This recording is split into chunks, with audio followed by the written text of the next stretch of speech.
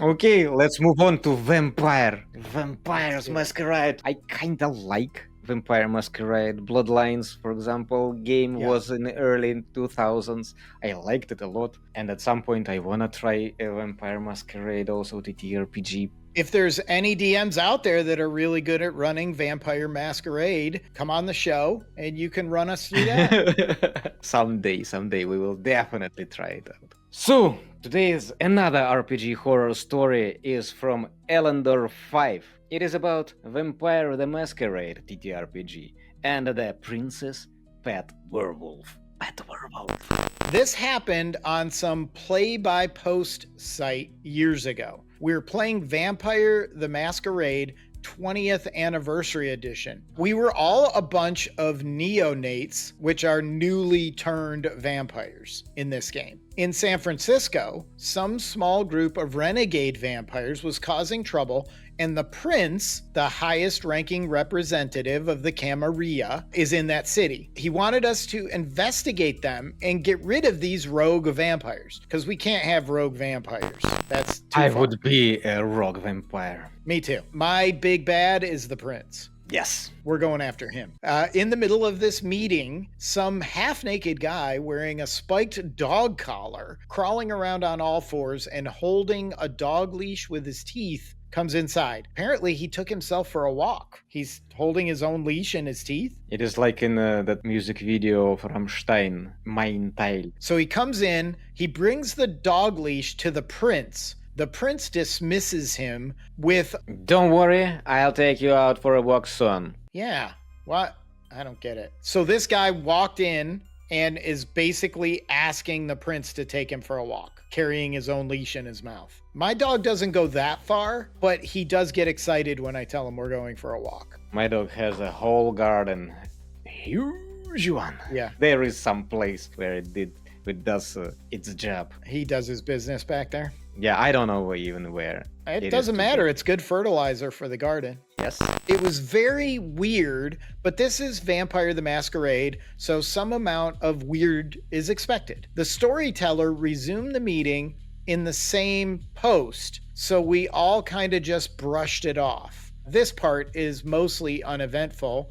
We basically learned that the renegade vampires that the prince wants us to take care of had their hideout on Alcatraz Island. All right, we get to go visit Alcatraz. Not bad. Yeah. So we report back to the prince.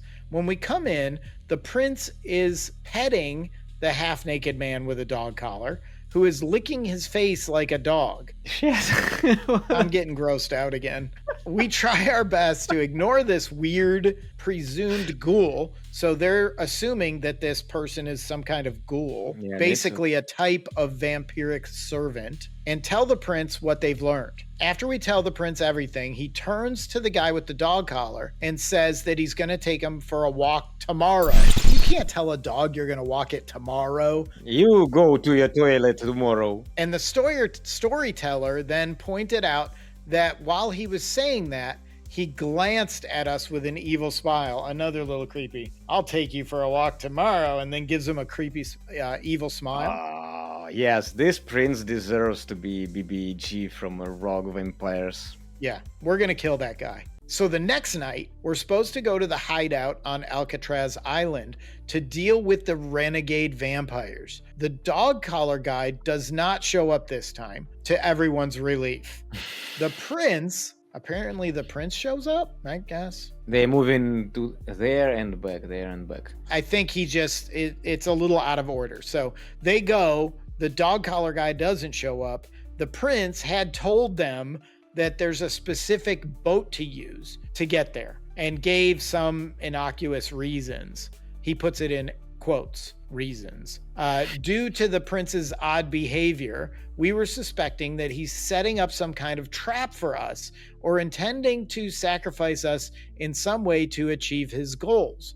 So we agreed that if something shady happens, we just get the hell out of there and go to a different city. So now they're on board with us. They know the prince is evil. We figured that out even before reading the story. We knew the prince had to go. And during this time, the storyteller kept mentioning that there's a full moon in the sky and that he kept repeating it over and over. So he's being a little heavy-handed. Yeah, guys, pay attention. The moon is full. Yeah, the moon is Yeah. full. Did you forget? The moon's full. I'm searching the island of Alcatraz for some traps. Yeah, you can see that in the moonlight. Do you remember? It is full. By the way, guy with a dog leash, full moon. Guy with a dog leash, full moon. All right. Okay. And yeah. So yeah, he keeps mentioning the full moon. Now, it may seem obvious that he was setting something up related to werewolves with the full moon, but the werewolves in the world of darkness don't work that way. Werewolves in that world are basically a whole species of shapeshifters that can shift forms anytime they want, and a full moon just makes it slightly easier for them to lose control and go berserk. So the moon doesn't even change them. They can change at will. The moon just makes them lose their minds a little bit. And they generally have better things to do than get involved in vampire affairs, apparently, unless they're the vampire prince's pet. It doesn't sound all that good. No, I still want to kill the prince, though. Yeah. You still want to kill the prince, right? Yes. Let's Not do it. steal. Yeah. We'll kill his dog, too. It is already corrupted. So anyway, we go to the hideout, which was located in some underground tunnels beneath Alcatraz. After wandering around those tunnels for a while, we make it to a large room, and the prince is there, waiting for us. Shocker. All around him are the remains of dead vampires. He's killing all the vampires. We knew it. We knew it all along. The prince was also petting a werewolf in Krynos form, which is basically the pop culture depiction of a werewolf. So kind of hybrid, half human, half wolf, I assume, kind of form. Right. So as soon as he spots our group, he laughs and tells us that you want to say it? Say it in your best evil prince voice. He laughs and tells us that I took my pet out for a walk. Ew, that was evil. Then he lets go of the leash and sends his pet werewolf after us. Well, it was obvious to us that we stand no chance against an elder vampire and his pet werewolf. So we do the sensible thing, even if seemingly hopeless, we try to flee. The other two players both had celerity, which is basically a vampire form of super speed. Like celerity is like haste. Misty step. Kind of. It's super fast speed, not necessarily teleportation, but they're very fast. But the third player, the one that's writing this story, doesn't have that. So he's slower than the other ones. So they managed to run away while my character was torn to shreds by the werewolf. So it's a case of we don't have to be faster than the werewolf. We just have to be faster than you. Yeah, Salon sucker. Yeah. See ya. So they make it to the boat, but of course they couldn't get the boat to start. Oh no. It was apparently sabotaged just enough to work for a one-way trip. That's not how boats work, but okay. Okay, we'll give him that. We'll say he drained the gas tank. So they jump into the water and try to swim back to shore. Wait, isn't like moving water, isn't that bad for a vampire? Why? You're confusing them with cats. No, I'm pretty sure that vampires, there's something about running water. Running water. Yeah, like a river would run. I consider in my desire to become a vampire. I have a river and I love to swim in there. If this you is would die. No, then hard pass. Yeah. I'm not becoming a vampire anymore. If I can't swim in a river. Yeah. Come on. According to folk transitions, running water destroys a vampire, or at least renders it paralyzed. Yeah, so this game obviously has some different rules that don't go along with like pop cultural vampires and werewolves. Yeah, and talking about pop cultural vampires, in Twilight they didn't show up on the sun because they were blistering in there. So yeah, they had the same sunlight sensitivity of a drow. Even worse, they are diamonds. Exactly. The sun exposes their shiny nature. Oh, that would be nice. Twilight. I want to be that kind of vampire. Maybe I want to be that kind of vampire if I don't have to watch a movie about that. So they jump in the water and try to swim back because there's no problem with water for vampires in this, only to be ultimately torn to shreds in the water by the murderous werewolf, who's a strong swimmer apparently, and pursues them all the way out into the sea. Understandably, the way this happened didn't sit well with us. The storyteller seemed to be even more upset than us, though. He told us that even if we managed to get away, he'd dock all of our experience for cowardice. No, That's railroad. You do not do that. No, you can't do What the that. hell? This is an elder vampire and a werewolf, and they all got killed by just the werewolf. That's not cowardice. That's live to fight another day. You can flee wherever you want and whenever you want, even from a bunch of kobolds. You don't lose your XP for being coward. He put them in a situation that they felt they couldn't win and didn't really give them much choice but to try to run. He said, this is after the fact, he said that we were all supposed to fight the werewolf. Remember, they're all newly turned vampires, and a werewolf could take out even a group of experienced vampires. If we proved that we could hold our own against him, the prince was gonna let them live. It was a test. Oh yeah? And how can they figure that out? Yeah, how are they supposed to know that? This whole thing looked like a setup. There's dead vampires everywhere in this room, right? When they walked in. And one of party members has already dead. Well, the DM is saying that before that guy got killed, before they tried to run, they should have fought. And if they would have put up a good showing, the prince would have let them live. He would have called off his attack dog. And right after that, he shreds into pieces one of them. No, this is not how it works in TTRPG.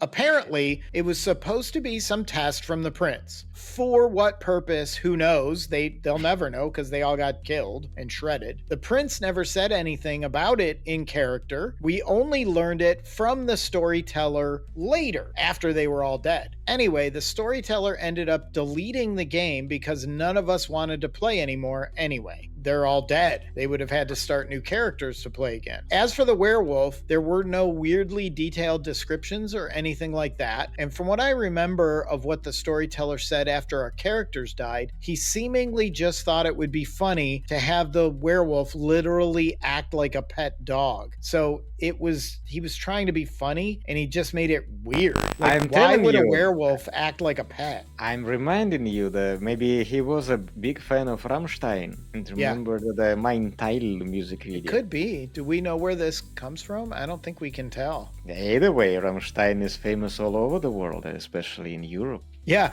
This it's a big deal. Demon A, a commenter, Demon A, says the werewolf goes into the Umbra, dead vamps. No defense. The storyteller was an idiot. Maybe, and that's a big maybe, a black spiral dancer might work with a vamp, but that's more likely to happen in a Sabbat game than a cam game. I don't know what that means. Sounds like they had no idea how WOD actually all works together. Know what those acronyms mean. Lore heavy. It is. Sounds like it's very lore heavy, and it goes contradictory to most common like pop culture lore that we know, at least some of it. Or this werewolf might be mind controlled into that. Here's somebody who supports the DM. Frequent Yak 5354 says, I think the DM is fully within their rights to alter how werewolves work in their game, both power-wise and society-wise. He wants his furry yaoi prince werewolf shenanigans as a backdrop. Who am I to judge? In my eventual chronicle, the sheriff is basically Marvel Black Widow as a toreador, and the prince is totally banging her. I suspect for the same reasons your DM storyteller prince is banging his puppy. Yeah. However, you were supposed to blah, blah, blah is pure trash behavior. Nah, mate, the players are supposed to choose in character as they want. F that storyteller. So he agrees with him at first that he can do whatever he wants with the werewolf and how powerful it is and whatever, but railroading the whole group and telling them how they should have behaved is too far. And I agree. This is bad storytelling and it's bad DMing because he railroaded them. So, if you survived this terrible horror story with us, I encourage you to give this video a like.